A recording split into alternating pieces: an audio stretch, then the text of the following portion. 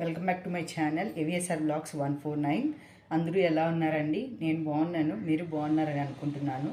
ఈరోజు అయితే నేను చికెన్ పకోడా చేయబోతున్నాను. దానికి కావాల్సిన పదార్థాలు ఏమో నేను చెప్తాను. ముందుగా అయితే మన ఛానల్ని కొత్తగా చూస్తున్న వాళ్ళు సబ్స్క్రైబ్ చేసుకోండి ఫ్రెండ్స్. లైక్ చేయండి, షేర్ చేయండి. మీరు ఈ చికెన్ పకోడా ట్రై చేయండి, ఎలా వచ్చిందో నాకు కామెంట్ రూపంలో తెలియచేయండి. ఇప్పుడైతే ఈ చికెన్ పకోడాకి కావాల్సిన పదార్థాలు: చికెన్ 1/2 kg తీసుకొచ్చాను, అల్లం వెల్లుల్లి పేస్టు, కార్న్ఫ్లోర్, కొంచెం శనగపిండి, కరివేపాకు, ఇది లాస్ట్లో చెప్తాను ఎందుకు, ఒక egg, chicken kebab powder and salt తగినంత, 1/4 టేబుల్ స్పూన్ పసుపు, కారము, ధనియాల పొడి అండి, డీప్ ఫ్రైకి ఆయిల్. అంతే అండి కావాల్సినవి. నేను ఇప్పుడు ఎలా మిక్స్ చేయాలో చూపిస్తాను. 1/2 టేబుల్ స్పూన్ సాల్ట్ వేసుకున్నాను, 1/4 టేబుల్ స్పూన్ పసుపు, కారం తగినంత వేసుకోవచ్చండి, మాది ఇంట్లోనే ఆడిచ్చినవి, సో 1.5 టేబుల్ స్పూన్ వేస్తున్నాను. ధనియాల పొడి 1 టేబుల్ స్పూన్ అండ్ ఈ శనగపిండి 1/2 కప్పు చాలండి, అండ్ కార్న్ఫ్లోరు 1/2 కప్పు. ఇవే అండి. లాస్ట్లో kebab powder, chicken kebab powder కూడా వేసుకుంటున్నాను.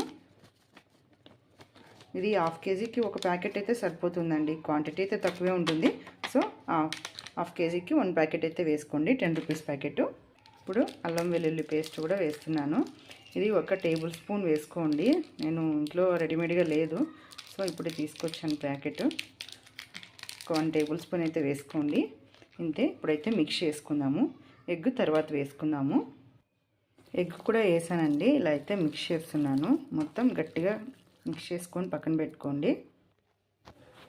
ఇప్పుడైతే స్టవ్ వెలిగించుకొని బాండలు అయితే పెడుతున్నాను. అందులో డీప్ ఫ్రైకి సరిపోయినంత, డీప్ ఫ్రై కాదు, మినిమం ఆయిల్ పోసుకొని చాలు, మళ్ళీ ఏమంటే అది వేస్ట్ అవుతుంది కదా, సో కొంచెం వేసుకొని ఆయిల్. అంతే అండి. ఆయిల్ వేడెక్కాక మనం చికెన్ పకోడా అయితే కలుపుకున్నాం కదా, అది వేస్తాను.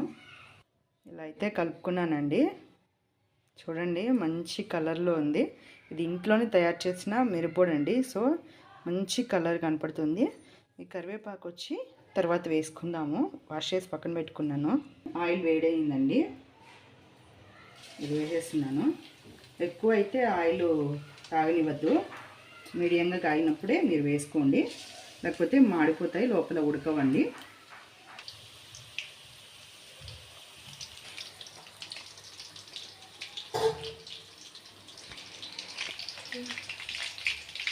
అయితే ఒకసారి మొత్తం తిరగలించుకుందామండి, మాడిపోతాయి కదా ఒక సైడే ఉంటే, సో 2 సైడ్స్ వేపుకుందాం బాగా.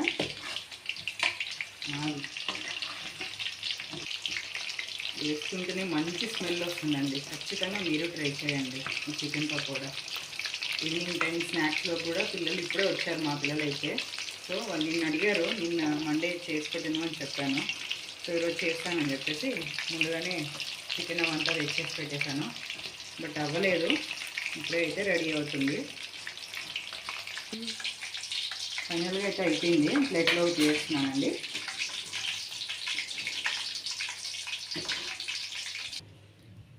ఇలానే మొత్తం కూడా మిగిలింది కూడా మొత్తం వేసేస్తున్నాను. అంతే అండి. తర్వాత కలుద్దాం.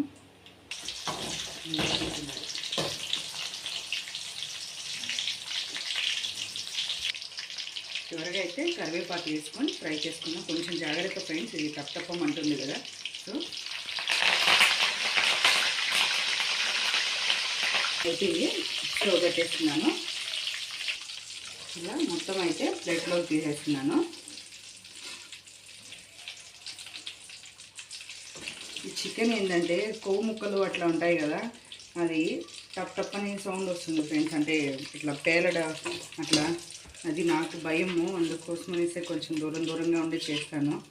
మీరేమనుకోవద్దు ఫ్రెండ్స్, మీరు ఖచ్చితంగా ట్రై చేసి తినండి. ఎలా వచ్చిందో నాకు కామెంట్ రూపంలో తెలియచేయండి. చికెన్ పకోడా తయారైపోయింది.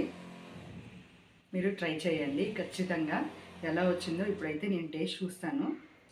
ఫస్ట్ అయితే ఈ ఆనియన్ పైన లెమన్ పిండుకోండి, అప్పుడే ఇది కొంచెం కారం లేకుండా ఉంటుంది ఆనియన్ అనేది. చికెన్ పీసు చూడండి బాగా ఫ్రై అయిపోయింది.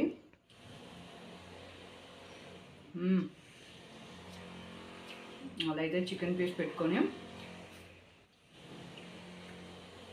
కొంచెం ఆనియన్ అలా కొరుక్కొని